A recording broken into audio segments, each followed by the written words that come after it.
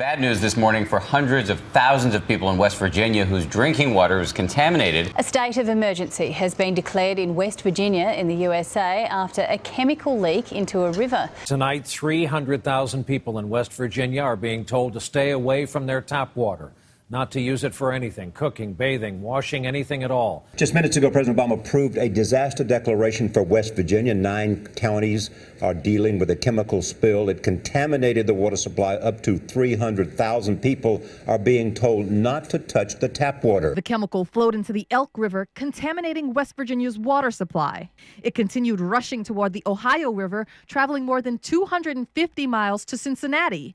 Tonight, it's closing in on Louisville, Kentucky. Nearly a week after a storage tank at a Freedom Industries site leaked chemicals into the Elk River, clean tap water is slowly being restored to affected areas. Just as the water crisis in West Virginia seemed to be easing, an urgent new alert. New warning tonight for those who are pregnant. You should not be drinking the water.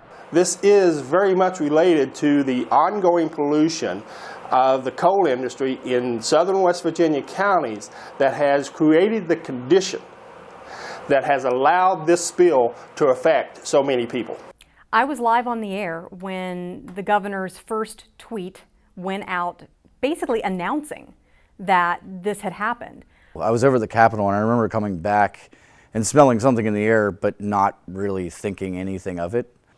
Well, in Charleston, I got a sense of uneasiness. I remember coming back to the station, and a few hours later we found out West Virginia American Water and the governor's office issued the do not use notice. And at first, we didn't really know what that meant. And so I immediately sent a note to our assignment editor and said, check into this, let's see what this is. And finished anchoring the rest of that segment of the newscast. During the commercial break, came out, checked in, we'd gotten a little more information. We'd confirmed that yes, this came from the governor's office and it is a do not use order. And it quickly became clear this was not a boil water advisory. This was something much more serious. I mean, it was clear almost immediately that no one was prepared for something like that to happen. Of course, we found out later as time went on, in the coming days and weeks, what regulations did or didn't exist, what types of enforcement of the existing regulations were even being enforced. So I think that it became pretty clear pretty quickly that no one in Kanawha County or virtually anywhere in West Virginia was ready for something like that to happen. We learned through this process that there really hadn't been an oversight process for above ground storage facilities in West Virginia. Anyone who knows anything about steel industrial tanks could drive down I-79, look and see 100-year-old pop-riveted carbon steel tanks and think that maybe they weren't the best thing to be running. The tank bill, which turned into a law, is a step in the right direction to ensuring that there is proper oversight and continued maintenance of those facilities that hopefully will keep something like this from happening again.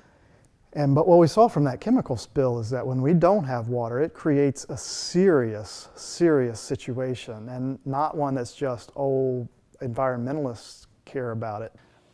I think that as a direct result of the chemical spill into the water system in Charleston, that there was a trust broken that may never be repaired.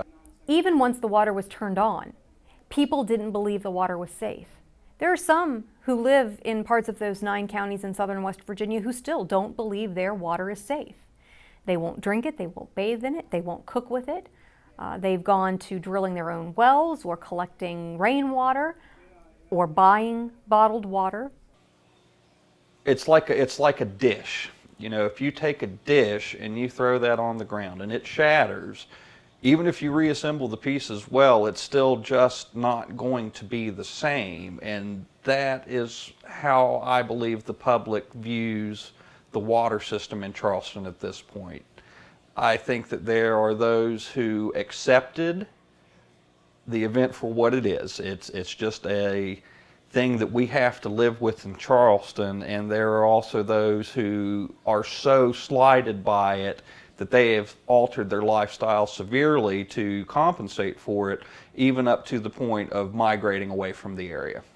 Now that we're, almost 2 years from the initial event, Charleston and the surrounding areas, it's not at the forefront of everyone's mind anymore, but I do think that it's in the back of everyone's mind every day. And I think it's going to be in the back of everyone's mind for a long time. What the chemical spill taught us is that water is extremely valuable, and we just often take it for granted. West Virginia is really blessed with an abundant water supply. And unfortunately, we are not blessed at this time with the infrastructure to carry that water supply to the places that it needs to go.